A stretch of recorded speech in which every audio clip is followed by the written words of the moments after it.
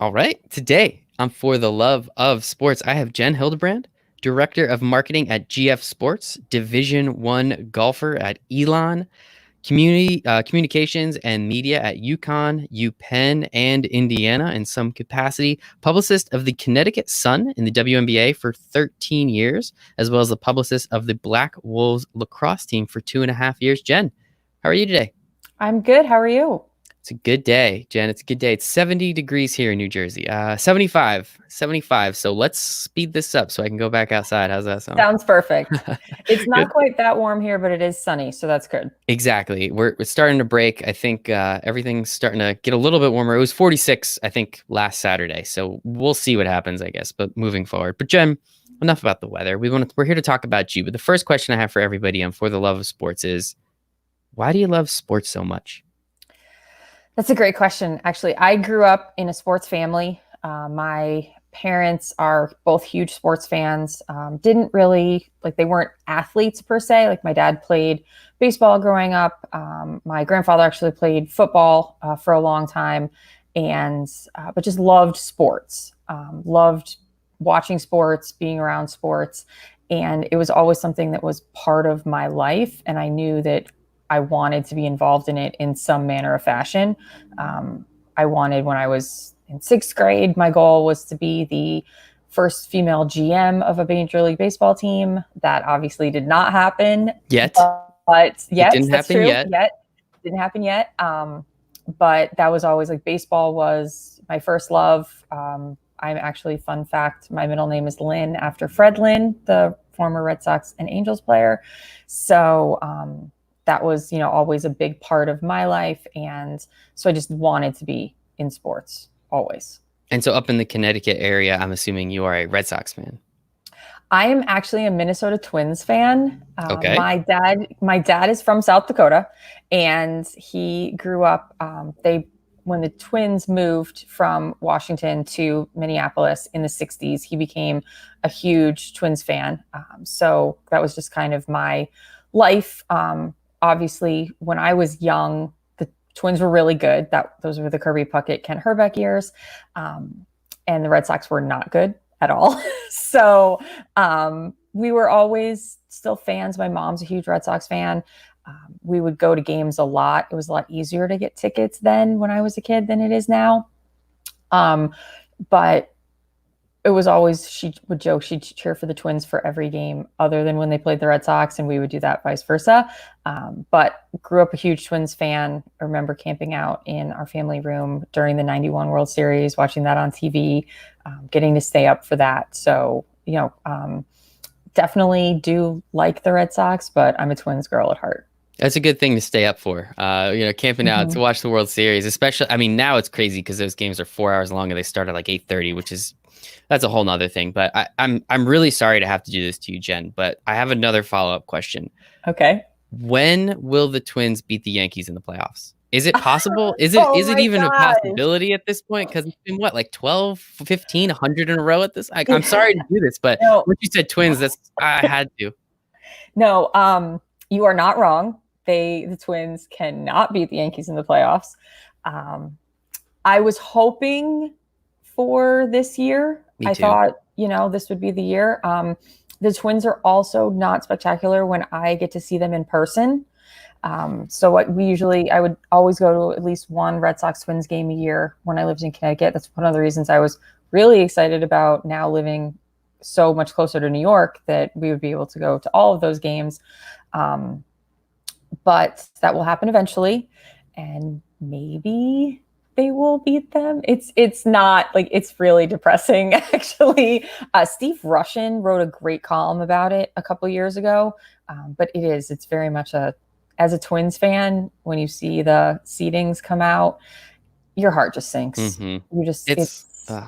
I'm here in the New York City area. I'm a very big Mets fan. So, as you said, you root for the Red Sox as long as they're not playing against the Twins. I have two teams I root for all the time as well, the Mets and whoever's playing the Yankees. So it's just one of those things, especially when I see the seedings too, because I just don't want the Yankees to win. Baseball is better when they're good because evil empire, you have all that. So I'm cool with it to a point, but man, this year especially, 100 wins, 1,000 home runs, whatever it is, and just I was like, if this is not the year, I mean, okay, we don't need to keep doing this. The Yeah, wild card game too. I'm sorry. I'm sorry. We'll get over this. We're done with that topic.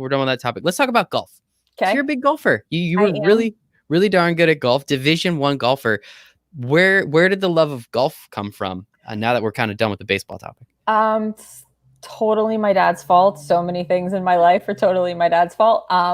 When I was growing up, I played softball growing up. I was not spectacular at it. I rode horses for a few years competitively, but right when I was about 12, my dad was really starting to get into golf and had a bunch of friends that he played with, and he was totally bitten by the golf bug and really, really wanted to do well. And I was just kind of fascinated by what is he finding so interesting about this. And I wanted to learn.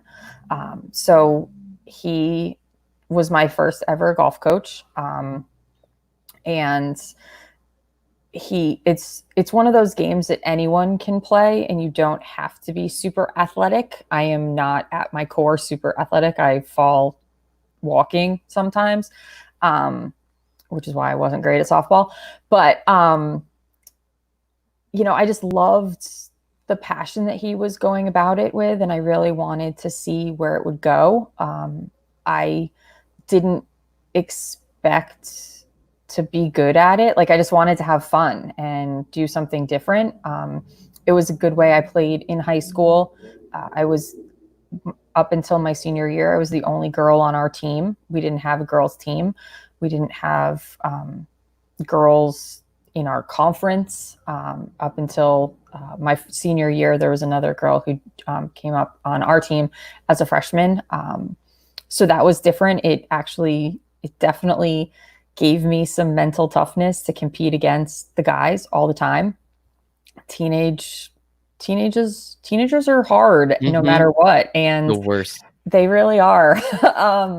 But because I couldn't, I'm 5'2". Like, I can't hit the ball as far as a 18-year-old guy who's 6'2". Like, I can't do it. And so I had to learn different types of skills in my game.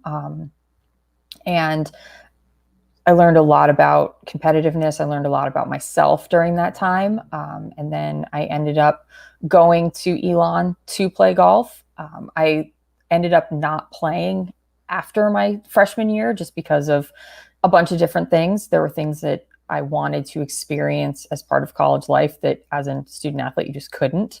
But I loved the school. And I always, again, with my parents, I applied to 11 colleges, which is a lot. And most of them were ones that I would have played golf at.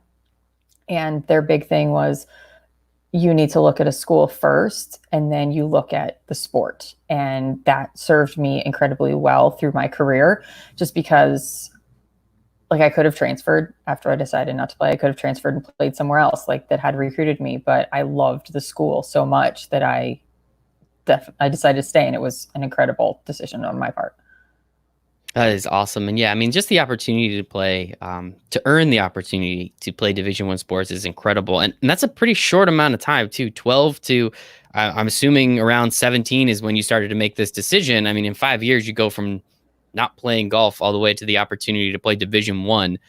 Now, I'll be honest, I don't know much about Division I golf for Elon in particular, but still in the top ranked of college. So that's very impressive on its own.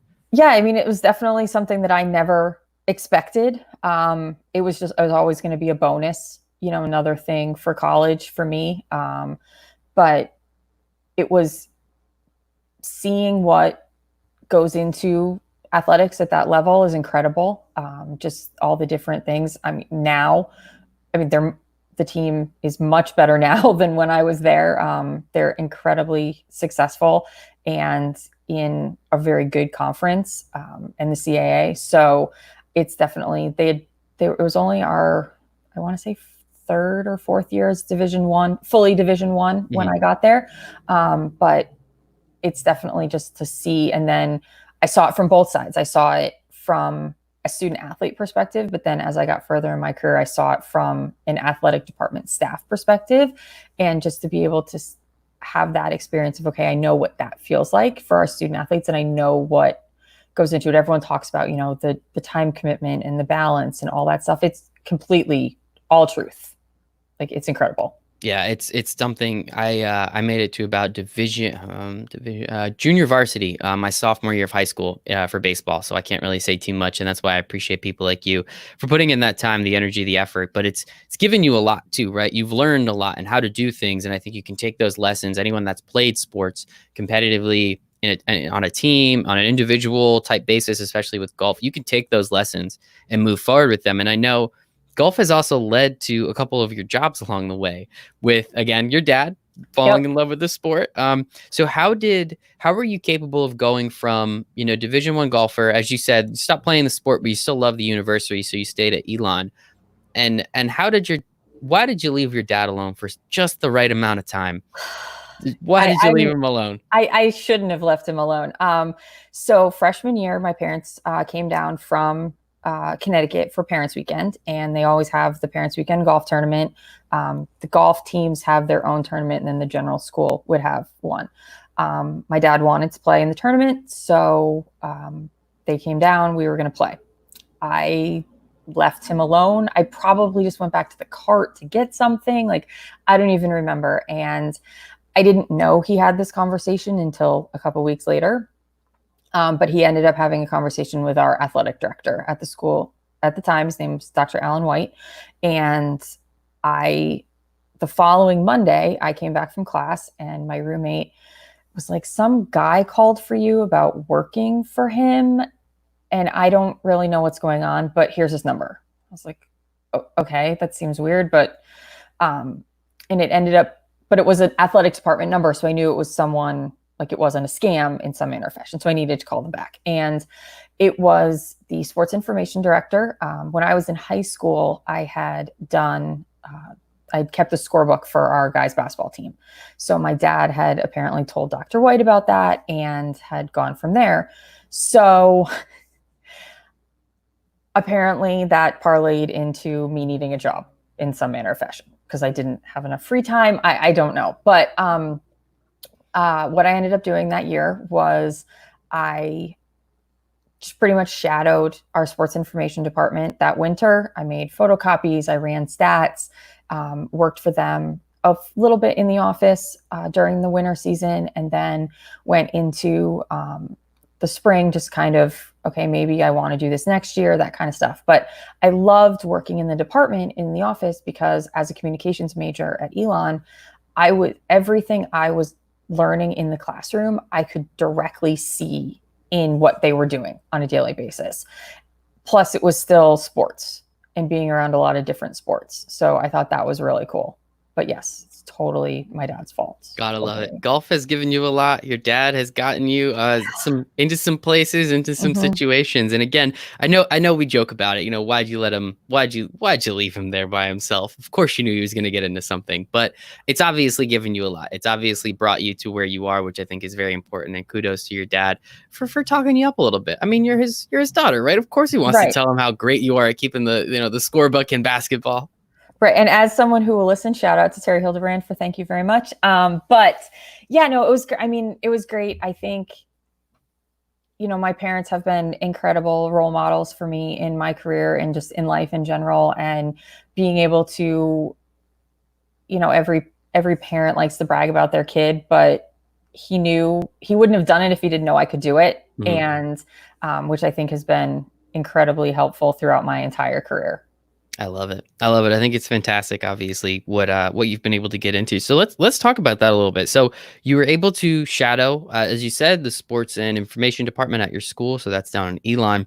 You were then able to kind of parlay that into a few different jobs at a few different colleges. Penn in Philadelphia, the Ivy League school. You then moved on to UConn, which is obviously being from Connecticut. That's kind of cool. And then you went off to Indiana for a little time as well, as I said before, communications and the media side of things. At these three different schools, what were you able to learn and what were you able to gather being in different parts of the country, learning, being in different parts of the business side of college sports, and how were you able to then take advantage of each of these three situations? Well, to start, I pretty much got my job at Penn for the most part because I knew how to stat volleyball. Um, when I was at Elon, it was, like I said, just the first couple years of Division I for every sport, and that was when every team was being required to move over to stat crew to do stat volleyball. And for anyone who has ever statted volleyball in stat crew, it is not the easiest thing on the planet. Every touch goes into the computer. So, and I also had never played volleyball past like 8th grade gym class. I did not know all the rules. I had a wonderful mentor to teach me the game and stat me through games. But at the time, it wasn't something that everyone knew how to do. It's hard. It's time consuming. So when I was at Penn, when was a 1-year full-time internship in their athletic communications office. And one of the things they were looking for was a volleyball person and to be able that knew how to stat volleyball. And I fit that bill and filled in, it's not the only reason why I got the job, but it was part of the reason.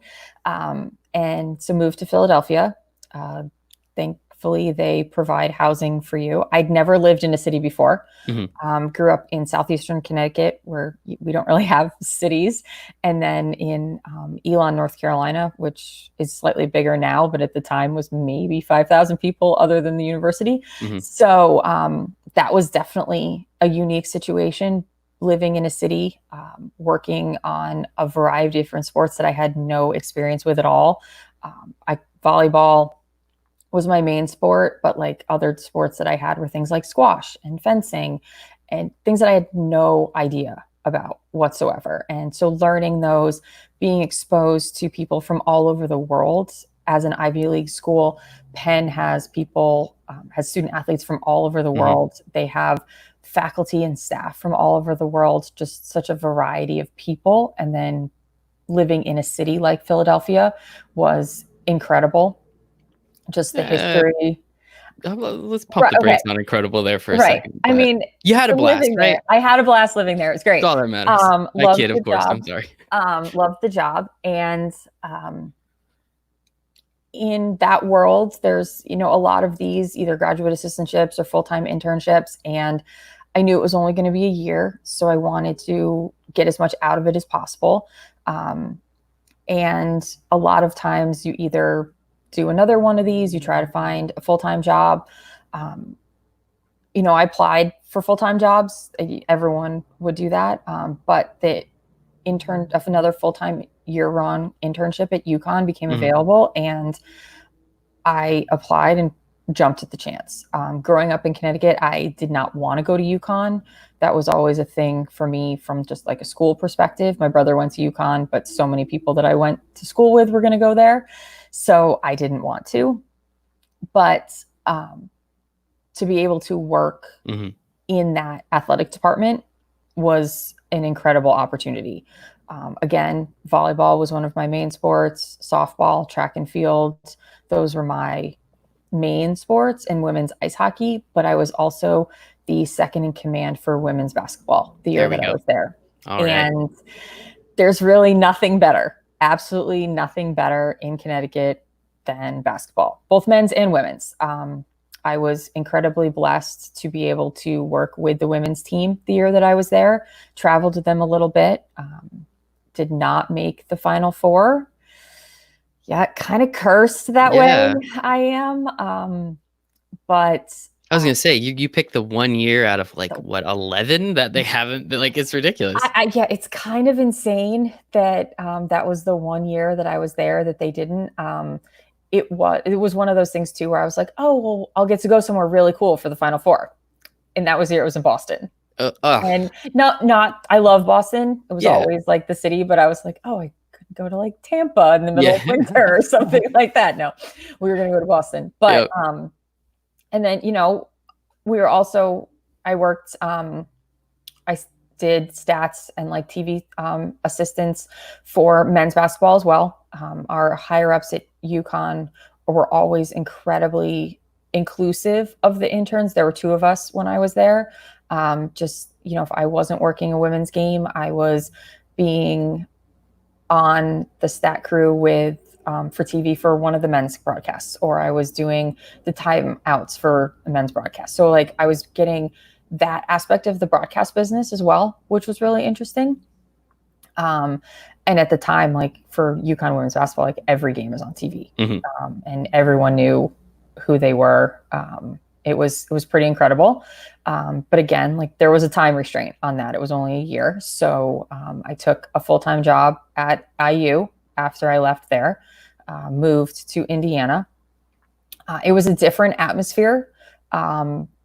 Big Ten is very different than UConn was in the Big East at that point, and is obviously now going back. So that was definitely something that was different for me. Their football was king. Basketball, obviously at IU is still king, but football, at UConn, like we had football, but it wasn't the same as Big Ten football. Yeah.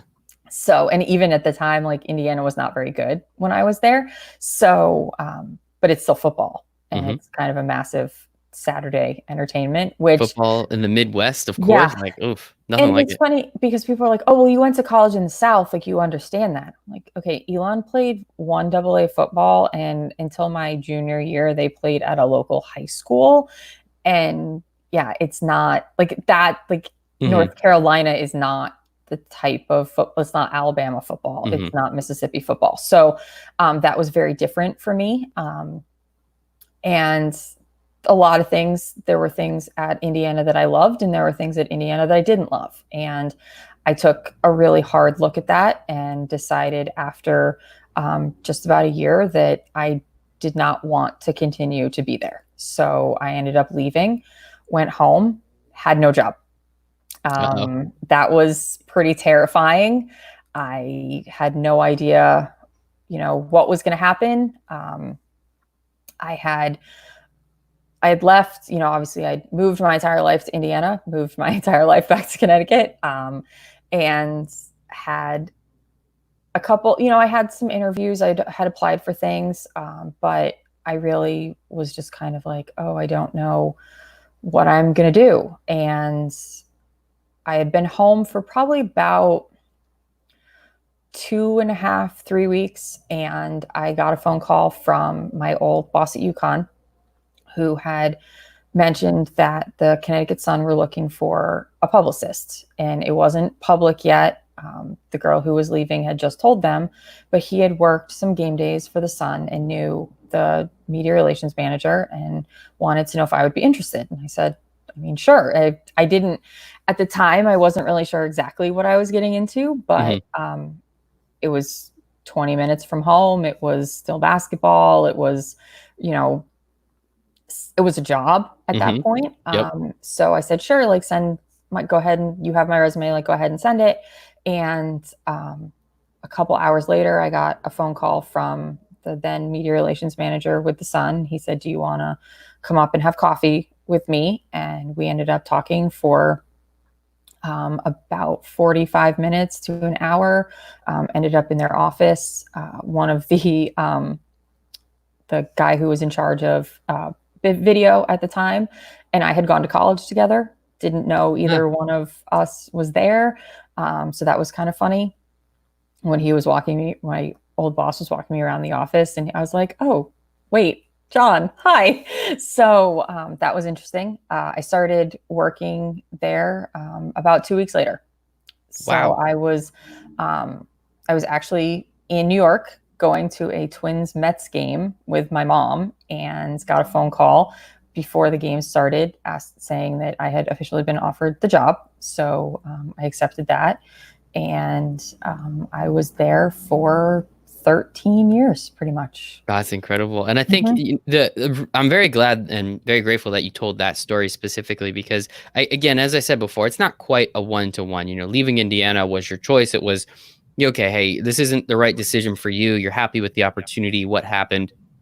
It just didn't make sense moving forward. So you move on, you come back home, but you didn't have another opportunity lined up, which I think is a lot of people are in that type of situation now, where they don't really know what they're going to do. They don't really know what's going to come next. And I think it's just a testament to you and the hard work you put in at all the stops along the way, to the point where your boss is willing to reach out to you. But I think it's the networking, it's the building relationships. As you said with John, also sitting there, it did not hurt to know, to know somebody else that lived or worked there, to allow them to maybe, sway the decision in one way or another. Obviously, you did end up getting the job. So what can you say, before we get into your publicist role and then what you're doing now at GF, what can you say about networking and relationship building, especially in those first few years, that has really helped carry part of your career and allow you to achieve more and more, especially in the media world? That's a great question. And I tell anyone who's ever interned with me these kind of things, I think the biggest thing is building those relationships, but genuinely. Like anyone can build a superficial relationship, but getting to know people, they see you on the work level, but getting to know that you are someone who is dependable, is all the things that go into everyday life that also translate into work, I think are what's really important to help build those genuine relationships. I know, so many people who've graduated that are looking for jobs, that no one knows what's going to happen. No one knows what's going on. One of my best friends is currently without a job because of everything that's going on. And he's looking and is searching every day and deserves to have an amazing job. But, there's nothing, unfortunately, that we can control right now. And I think being able to stay positive, but having those genuine relationships and showing that you're willing to do different things and have different skills. Everyone can be good at one thing and everyone can be good at two things, but having the ability to be flexible, and I've used this word a lot since everything that's happened with COVID-19, being able to pivot and try new things. And now is the time, if you have the time to do it, to learn some of those new skills. There's a lot of, like, for example, I am not good at video editing. Like, it's not part of my bucket of skills. It's when I was hiring at GF, that was one of the things that I was looking for in a social media coordinator, because I do not have that skill. I can use Photoshop, I can use InDesign, I can use Illustrator. I don't have a video editing skills. So maybe you have some experience with that. Do online tutorials. There's free YouTube classes. There's free tutorials with so many programs right now. Build up your body of work so you can show, okay, these are the kind of things that I know how to do. And you can translate into a job. Like I said, part of the reason I got my first job was because I knew how to stat volleyball, and not a lot of people knew how to do that. Though that's a skill that I still can use. Like, everyone uses Genius now, but like, I did a lot of freelance work when I was with the Sun because I knew how to stat volleyball and I knew how to stat basketball and things like that. So to have those kind of skills and just keep them sharp. Don't be afraid to try new things. Build a portfolio if you don't already have one. And don't be afraid to reach out to people. Like, I don't mind if someone reaches out to me on LinkedIn, Twitter, Instagram, whatever, and just wants to pick my brain. I've worked with a lot of students when I oversaw interns, when I was, at UConn, just working in stats with them. Like, just don't be afraid to reach out to people. You may not hear back, but you never know who you're going to hear back from. And it can grow into something like that. But again, you need to be genuine about it. You need to, like, if you're going to reach out to someone, if you have a mutual friend, or someone who knows someone, or you have a connection, like you went to the same school, or keep those top of mind as well. But don't just reach out to someone so that you can be like, oh, I'm friends with that person, or I know that person. There needs to be that real, genuine connection, because that's what's going to keep those going in the long term. Absolutely. I completely agree. And I think it's very important. You know, you use the word genuine a lot. And I think it's great that you did, because they have to be real. Like, there's no way you're going to run into everybody on the street and be friends with them. That's not how it works, right? That's not how Mm-mm. personalities work. So maybe you reach out to someone and it just doesn't make sense for one party or the other. That's okay. You know, there's a lot of people on planet Earth. There's a lot of people that you can become friends with, have those relationships with. And one thing I always like to do is I always want to give before if I'm even trying to get anything, I'm always trying to give first. Always looking to add value in some way, shape, or form, give them information, give them an opportunity, do something for somebody else. Maybe down the line I need something. Maybe it's something where I say, "Oh, you're connected with this person. Can you introduce me?" That's always an opportunity as well. So I think that part is very important too, is create a genuine relationship, and the easiest way to start that relationship is helping them first. You know, knowing who they are and what they do, figuring out a way to say, "Hey, I noticed that you do this. Can I introduce you to my friend? You know, here's this article I thought you might find interesting. Here's a free YouTube video on how to edit videos. Look at that. Perfect." And then, you know, you're able to build your portfolio a little bit more and continue to move on. So with that in mind, what exactly, so the word publicist is, I hear it in the movies all the time. You know, it's flashy. Everyone's wearing suits and really nice dresses, and they're at $1 million parties drinking the nicest tequila and scotch you can think of. What is it like being a publicist for a WNBA team like the Connecticut Sun? Not party glamorous. Sorry. It is. I mean, what you see in the movies is not exactly. I think it's interesting. So I was there for 13 years. Obviously, started as a publicist. I did move up a couple times throughout my career, but it's a lot of the same kind of things that you see in the movies. It's a lot of relationship building between yourself and the players, between yourself and the coaches, the rest of the front office staff, and then the media.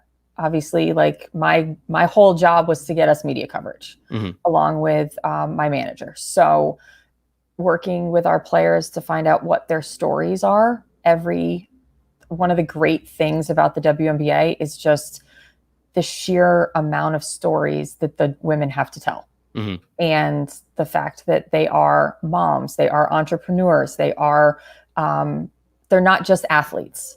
They are real human people who have incredible stories to tell, that have come from such diverse backgrounds and have so many interests outside of basketball. And just to be able to tell those, that was the biggest part of my job, but also the most rewarding part of my job, was to be able to get to know them as people instead of just athletes. And you see everyone's like, "Oh, well, this person is so famous." And yeah, you see the most famous people on TV, but they're real people, and they have families just like we do. They have history just like we do. They have interests just like we do. And to be able to tell that was really important. I met some incredible people during my time. Some of my favorite people in the world were athletes that I've worked with. Just to be able to tell their stories. There's still a lot of like minutia media relations stuff, like game notes, press releases, stats, all that stuff. But to be able to tell the stories of our athletes is the biggest thing that we do at the WNBA level, and at the NLL level as well. And just to be able to tell those is the biggest thing. It's not there is some glamour involved occasionally. Get to meet some pretty famous people occasionally. When I was at Mohegan, we hosted 4 all-star games, so to be involved in those. Some of our players had charities that would have galas, things like that. But it's a lot of behind the scenes, time consuming work. But building the relationships with the media and building the relationships with the players is the biggest thing. And it's not quite, obviously we know the movies, it's not quite what it's like in the movies. But again, I just think it's such a cool opportunity to, you know, you got this opportunity and you ran with it. And again, you were there for 13 years. You didn't really know what you were getting into. And then you're there for 13 years. And I think it's so cool. And especially in a place like Connecticut, that's a very big basketball, state. There's the word I'm looking for. You know, obviously with UConn being there, and then what was it like specifically? And I know you really don't know too much else until the Black Wolves came in, the National Lacrosse League. What was it like over those 13 years? How much better did it get for the WNBA? How much more exposure was coming? How much more opportunities did these athletes have and the team have to really start telling that story? Because 13 years is a very long time. And the WNBA has come a very long way, especially very recently with their redo of their agreement with the league and everything, and how much the players are getting paid. So what were those 13 years like in terms of how much, I don't want to say easier did your job get, but how much more opportunities came along, especially towards the latter half? We were incredibly, I mean, like you said, Connecticut's a basketball state. And so we were incredibly blessed that we had a core of media that cared about women's basketball. Mm-hmm. The team came in 2003, relocated from Orlando, and Mohegan Sun was actually the first independent owner of a WNBA team, which Very was cool. incredible. But there was already built-in interest in women's professional sports, which I thought was phenomenal. So we were very blessed that our local media was able to cover. Now, granted, Connecticut's not huge, but there are major there's not just one newspaper in Connecticut. Mm-hmm. So we had beat writers from at least 5 newspapers at every single one of our games, at most of our practices. We were on local television, not every game, but a lot of games. The biggest change that I saw was nationally. And a lot of that didn't have just to do with women's sports. Honestly, I think the biggest thing that helped, and there's always the detriment to it, was the evolution of social media and online publications, because there's more eyes Mm-hmm. on women's sports, which I cannot even tell you, having run a team Twitter account and have access to a Twitter account, the sheer amount of, get back in the kitchen, those kind of comments. But definitely like the evolution of in social media, but also like blogs Mm-hmm. and online publications that are exposing a sport like a league like the WNBA to even more people. There are some incredible bloggers out there who, if there weren't so many less actual Mm-hmm. in-print publications going on right now, that would have jobs at those publications. So I think, those people that genuinely love the game and love women's basketball that are being able to elevate, that was the biggest change that I saw, was on the national level. Every market is different. We were, like I said, incredibly lucky to have so many already established women's basketball writers and fans with the team. But I traveled part-time with the team up until a couple years ago, and then I traveled full-time with the team. So going into the different markets, you got to see the media coverage. And we were always just so lucky that, you look up, our press row was usually full. Mm-hmm. And that was not the case in every city that we were going to, especially larger cities. Uncasville, Connecticut is not a city. It's not even really a real town. But, you go to some place like LA, for example, a couple years ago, and there were maybe like 3 or 4 media Mm-hmm. people. And it's not the Times.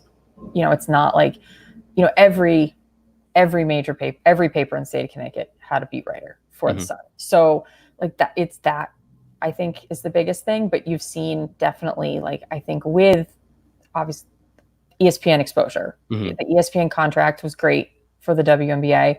It's continued to get better every single year. Online viewing options that the league has, social media, just being able to kind of step away from the NBA shadow a little bit has been great. Not that they are not great parent partners of the league. They are, but to be able to kind of step away, there's more independent owners than there are NBA team owners now. So I think that's been really good. And from a social media perspective, it's a lot easier to get out stories, and also for players to show their personalities. Players are their own brands, and to be able to showcase that brand in a positive way that they can directly interact with fans too. They don't have to, I don't have to be the middleman between a lot of these players. Sometimes it can backfire, and that's always something that we tell all of our athletes, you know, be careful what you're putting online.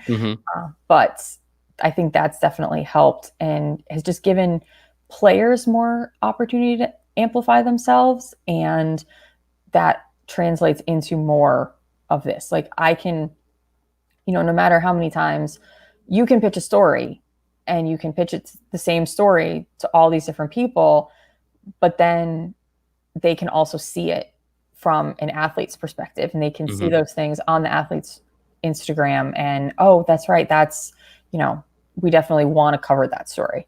So yeah, and I think, you know, as social media, you were talking about a little bit about it before. Twitter is the worst and the best place all at the same time. It is just absolutely a horrible place with terrible people, and it's incredible with some of the nicest people that you'll ever find. Maybe they don't even exist either. I don't know. It's very confusing though, and it's definitely, with the advent of social media, and especially kind of social media 2.0 and 3.0, and kind of what we are at now, just the opportunity for these athletes, as you said, you know, when you got there, that was the coolest part. Like all these athletes have these incredible stories. Their mothers, their wives, they're, you know, entrepreneurs, they have businesses, they're doing all these great charity things. You know, they're traveling, you know, many, I've heard, at least, you know, you correct me if I'm wrong, many of these female athletes in the WNBA then go overseas to play because that's where they can actually make some real money for what they do and their skills. You know, here, obviously, as I said, again, they renegotiated the contract, which is great, the Players Association and the league. But still, you know, the opportunities really do come overseas. So it's just these opportunities for the athletes to get those out there. And that's why I do what I do here. You know, everybody has a story. All you have to do is ask them some questions and you'll get some really good information out of them. And it's definitely, you know, the opportunity for the athletes to do that, I think, is great. And as you said, maybe you don't have to be the middleman the whole time, kind of makes your job a little bit easier too. And you brought it up before, you know, running the team Twitter account and having to read a lot of those terrible things. I mean, how is, I don't want to paint you know, with a broad brush at all, but what is it like being a woman in sports, specifically a woman in sports as yourself, you know, working in the industry for a league for women, right? Like that's just kind of that extra layer on top now. And it's just like, geez, okay, all right, guys, we get it. What was that like for you? And I don't want to say dealing with, but I guess kind of navigating the space of just terrible people, but also understanding that you're doing some really incredible things for little girls out there and little boys that want to grow up to be like these athletes. It's interesting because I always have a love-hate relationship with that question. And because I am incredibly lucky that I've never personally experienced a ton of pushback from being a woman in this industry. I think a lot of that comes from like my mental look at it. A lot of it comes from the fact that I was always the only girl, like playing golf. Like I talked about playing golf in high school. Like I was the only one. So I kind of considered it a kind of solitary thing. But even like I had great female, like my very first boss at Penn was the head of the department, was a woman. Like, so my first, like, I never really experienced that, like, oh, I'm the only female in this place. Like, it was very much a inclusive environment. At UConn, obviously, even though most of my bosses were men, it was, I mean, women's sports is king there for the most part. So it was very inclusive. I never really felt like I was being stereotyped. There's probably things that if I look back on it really hard, I could be like, oh yeah, that's probably why this happened, or that's why this happened. Like I mean, there's one, like I know that I didn't get a job because someone had been hired as a coach and they needed a job for his significant other. Like, but that didn't have anything to do with me as a woman. It just happened to be that I was not the significant other of a coach. You know, like that's just what happens. Because the person who got the job was a woman. So it wasn't like that they weren't hiring a woman for that job. But it was definitely like working with all women was interesting. Our coach when I started was a man, Mike Tebow, who is now the head coach in Washington. Incredible human being. His whole family is absolutely incredible. But they, it was almost felt, and this was totally from both leadership on the business side, but then also on the basketball side, as a family. We were never like, no one was us against the world, like this side versus that side. It was it was very inclusive. So I never really felt personally like it was super, super hard and I was being prejudiced against and things like that. That made me be like life through rose-colored glasses, like I just didn't, I personally have never really felt discriminated against. There were always times like,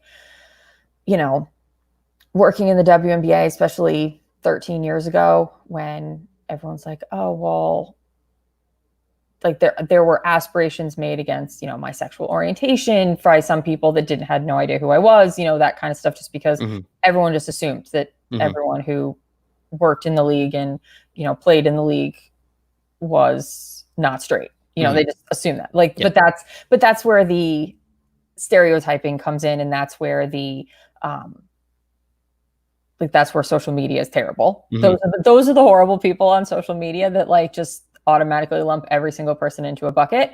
The biggest thing, like from a social media perspective, that I would always get so upset about was the people that don't consider women real athletes.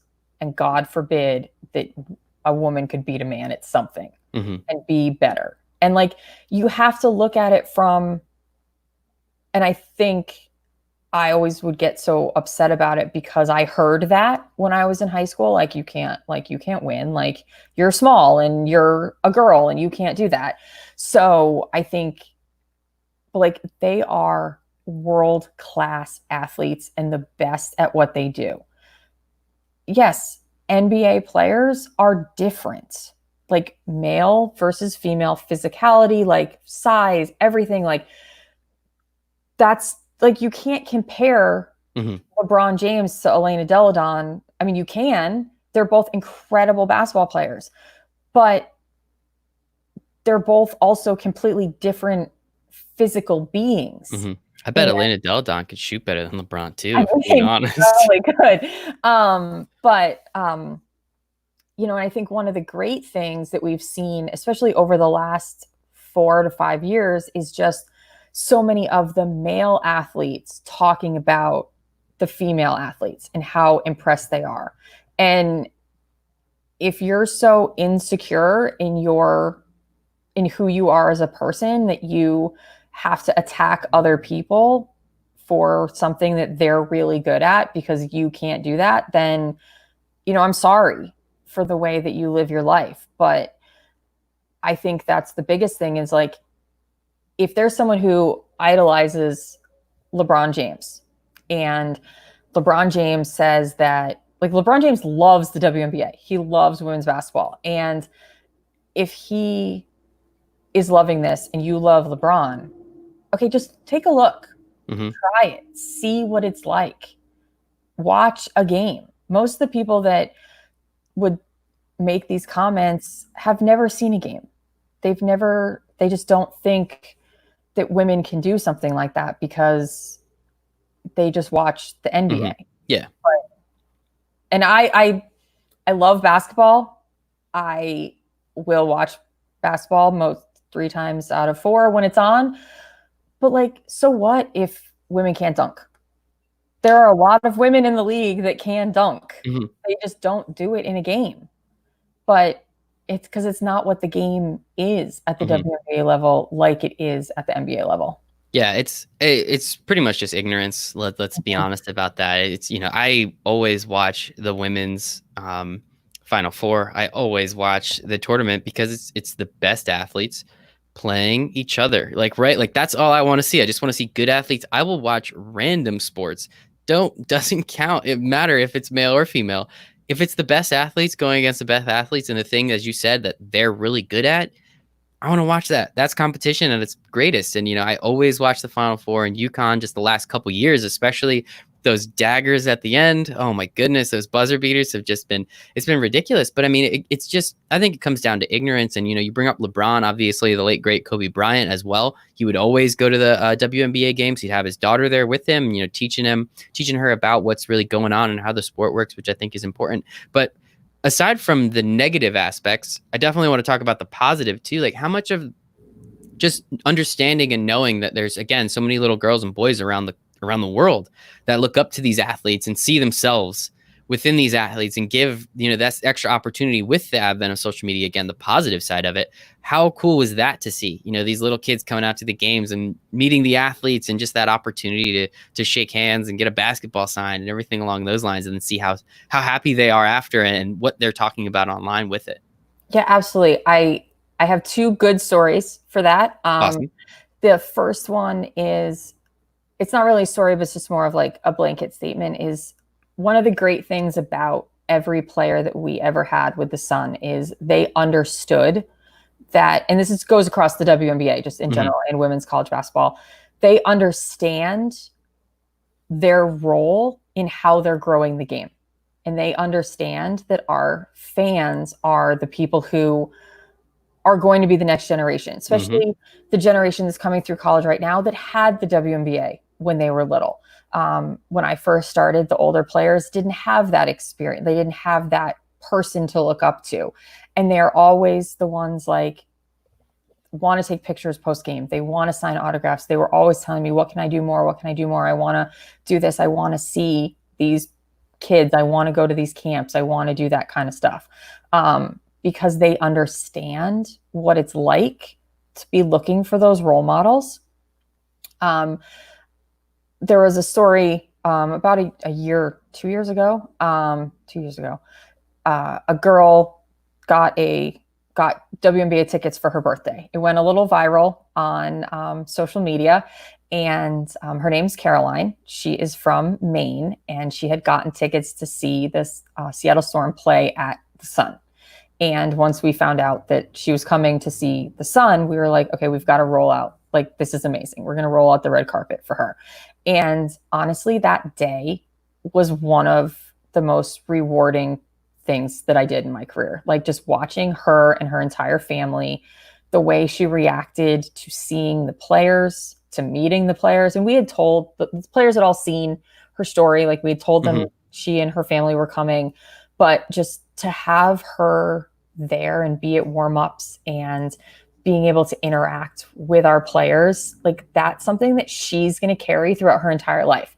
And she may or may not end up playing in the WNBA, but just the fact that she had that experience and we were able to provide that experience for her was absolutely incredible. I mean, one fan at a time, right? It's kind of a cliche, but it's true. Like, if you can get one fan to fall in love with your product and what you do, and this little girl specifically, and what she was now she's going to tell all of her friends, right? Her next birthday party, they're all going to want to go. And it's just those opportunities to encompass other people and get them involved in the thing that you love the most, I think is very important. And, kudos to you guys there for seeing that and taking advantage of it, because there's, a sport that I love so much, baseball, and you love, they wouldn't do something like that because they're too silly, in my opinion. They're just always behind on the times. And I think it's great that you're able to take advantage of what you were doing there. And just a little bit more on what you did with Mohegan. Obviously, as we talked about, they added a expansion lacrosse team while you were there. You became the publicist for them as well, if I'm not mistaken. I mean, you have the media contacts, right? What's an entire other job on top of it?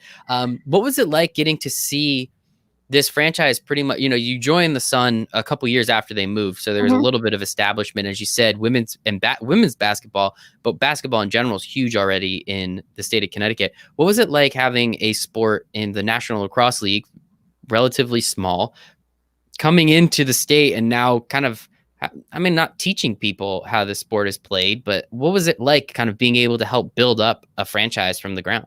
It was really cool. So the team had been in Philadelphia, and the Mohegan tribe purchased half of the team with another small ownership group that was still in Philadelphia and relocated them to Mohegan Sun to play. So it was very much a whirlwind. They bought the team in August, started all the branding, everything. We got a name in September, and then started playing on December 28th. Wow. So it was pretty incredible. The great thing is we had a staff in place that all knew what we were doing. It was just like you said, it's just a different sport. It's the same.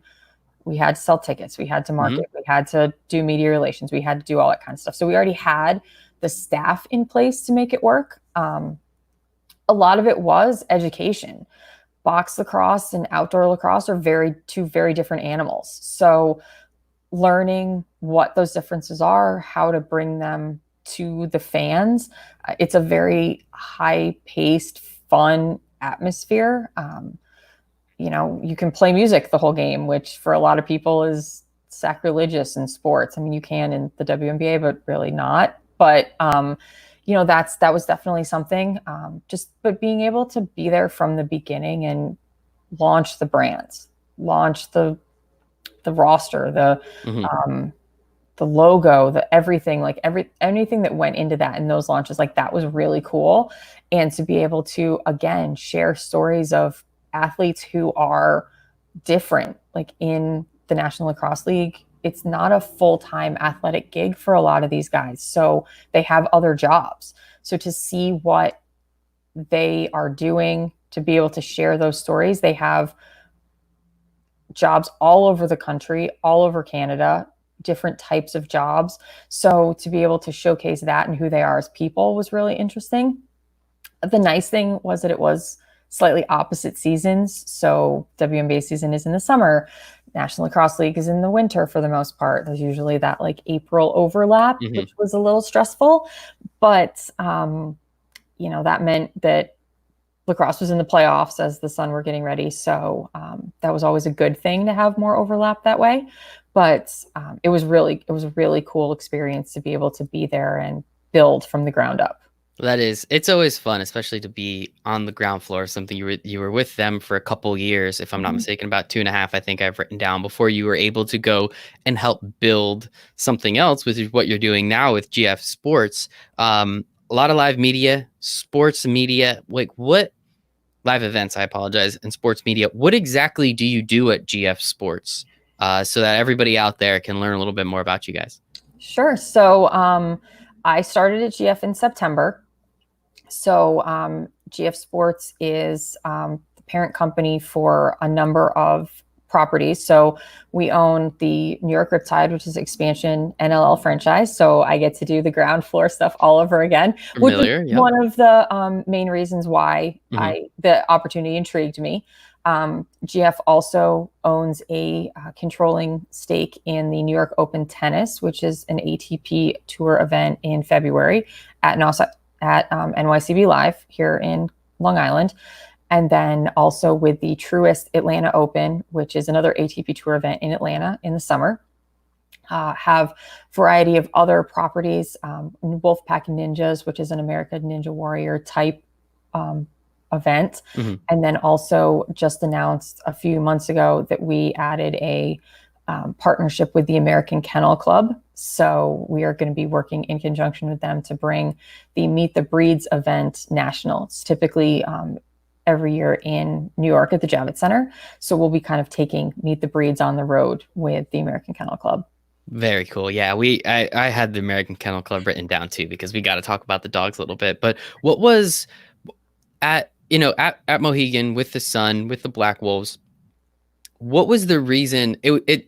I'm assuming it was less of wanting to leave and more of a new opportunity. Is that kind of a good assumption to make? And I guess what brought you all the way down here to New York? I mean, that's a little different, right? Yeah, it was definitely, I'd been at Mohegan for a long time, and when you've been somewhere for a really long time, there's only so many places you can go upwards and have new challenges. And not that I was stagnant in the role by any means, but just I was looking for a slightly new challenge. And this opportunity came up originally with GF on the lacrosse side, and to be able to kind of build a franchise from the ground up, but then also, again, but also to have the different experiences with the other properties. Hmm. I am not, I don't know a ton about tennis. I've learned a lot in the last 8 months about tennis. And we have great people on the tennis side that have been incredible to work with. But just to have different things to do. And I knew when I first started talking to the people from GF that there were other things that were going to be happening, that we were all going to be involved in. And now we have the American Kennel Club. There, obviously until all of this happened, there were other things that we had been talking about. So there will be other things moving down the road with GF. So to be able to be kind of in on the ground floor of a smaller company that's doing bigger things, I thought was going to be really cool and a really interesting opportunity. It's definitely very cool. I mean, just the opportunity. You had the cheat sheet for lacrosse already, so that one you can kind of put that in your back pocket. That was helpful. But it was different. Like, and you, sorry to interrupt, but you said about moving to New York, like that was part of the challenge, is a completely different market, and learning a new market and seeing.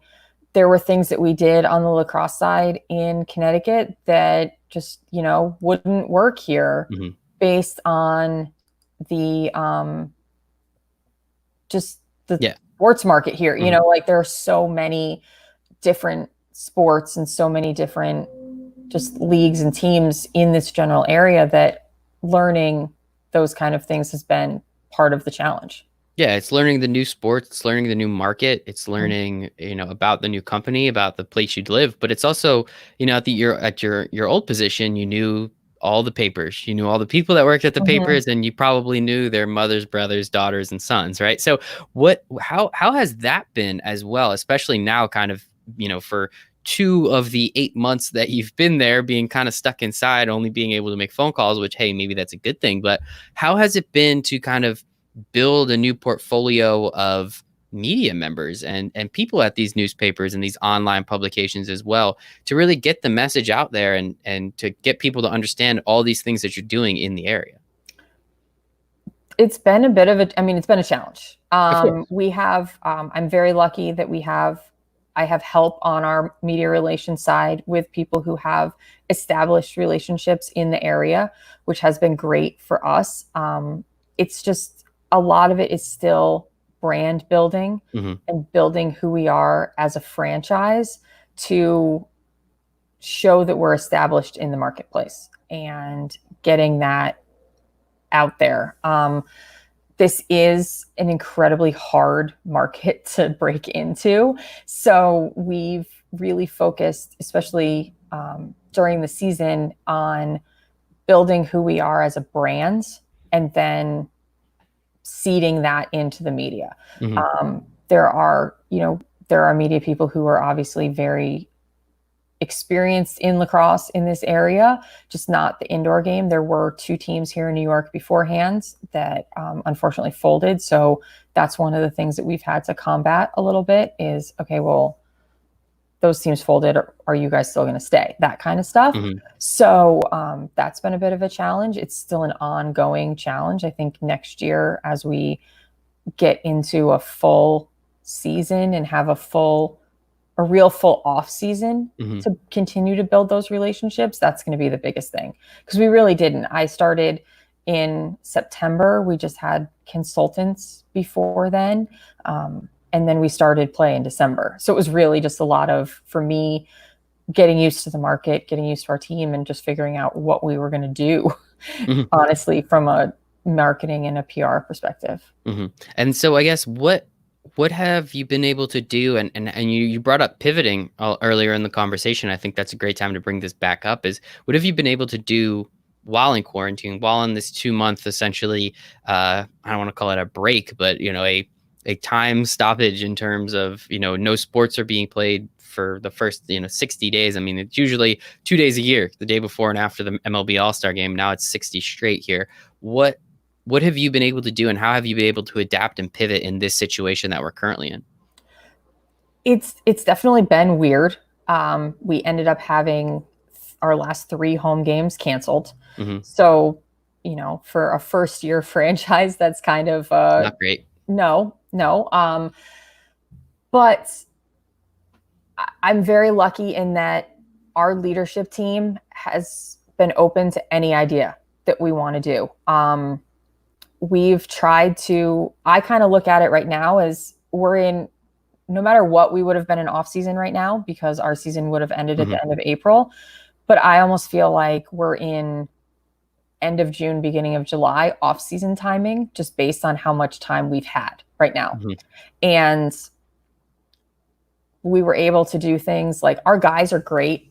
They are always open to anything we want to try, anything we want to do.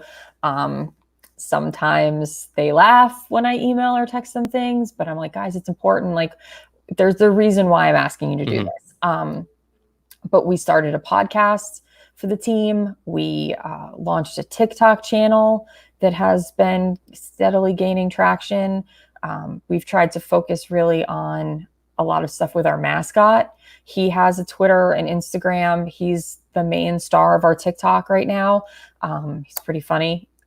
But, you know, we launched a online video series called Tide Talks. We have one last week. We have another one. I'm sorry.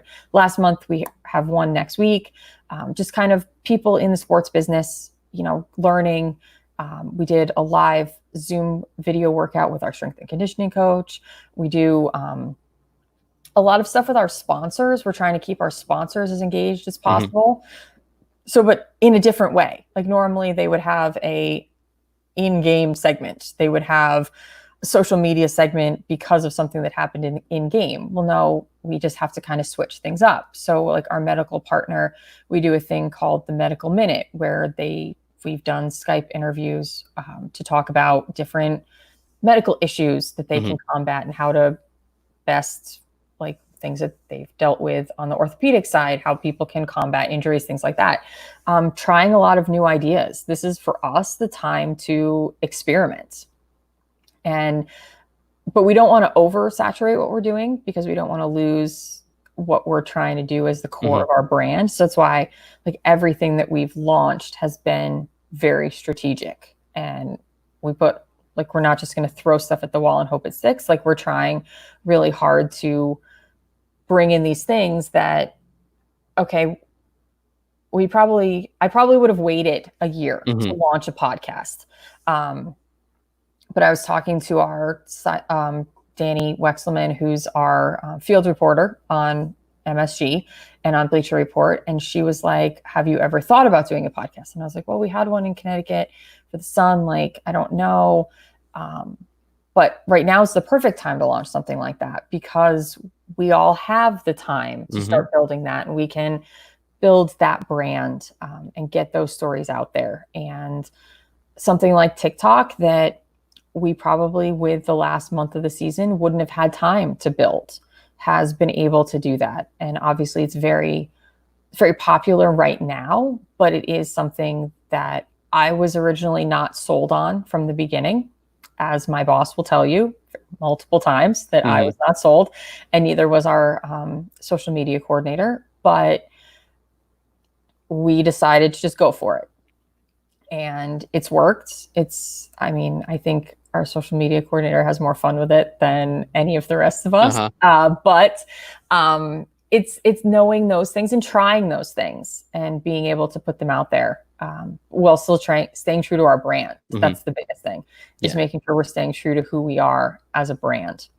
And I think it's really important, as you said, that with everything kind of happening, look at it from a positive lens of we wouldn't have been able to do any of this if we had those last few home games, potentially went to the playoffs. I don't know what your record was if you guys were gonna maybe have gone to the playoffs if all the things worked out and all the stars aligned, maybe. But and so it's an opportunity. I think if people can look at this from an opportunity perspective, obviously there's a lot of crappy things going on, and if you don't have the time, hey, I'm not here to judge that, but there's just so much that you can do with the extra time that we're given, essentially, that you can build that TikTok page. I am not going to build a TikTok page. I will be very honest with you on that. But I think one of the first articles I read about TikTok was Benny the Bull, the Chicago Bulls mascot, and what he was able to do. And he pretty much built they built a TikTok page around this mascot. And, so I think it's a great idea in taking that route and just being able to build audiences wherever the audiences are, right? You're in marketing, you're in PR, wherever the eyeballs are, that's where we're going to go.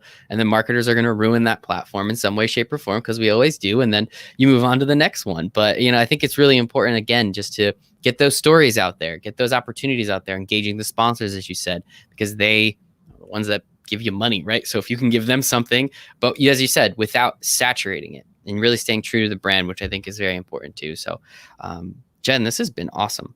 We didn't even talk. So tell me like one thing about the Kennel Club, because what are you going to do with dogs? What dog gets its own TikTok page? That's the Real answer here, right? I don't think we're actually going to be able to give one specific dog a TikTok page. We're still learning about what's going on with the Kennel Club. I did have the opportunity. They brought 5 local dogs who participated in Meet the Breeds this year to the New York Open to do a promotional thing with us for the pickleball tournament that we held at the Open this year.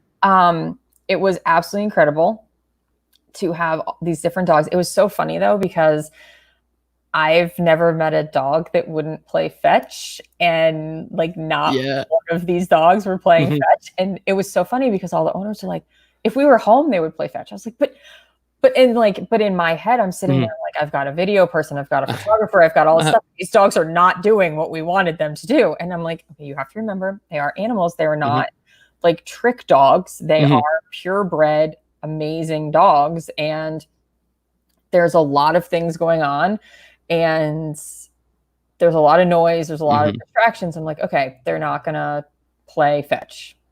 Cool. What can we do? Like, will they at least look cute with the stuff? Like that was really my thing. I'm like, okay, so if they're not going to play fetch, because we tried for like 20 minutes and not one dog wanted to play fetch. One just kept running away, which was the worst part. I was like, oh my God, I'm going to lose this like $4,000 dog. Like I can't do that. Like this is not allowed. But that was, we ended up with some really good, like little video snippets, photos, things like that we were able to use. But that's definitely something that I think all of us in our office are really excited about. Is we're a dog office. So we are all very excited about the opportunity to just meet different kinds of dogs and go to these different events and see how they work.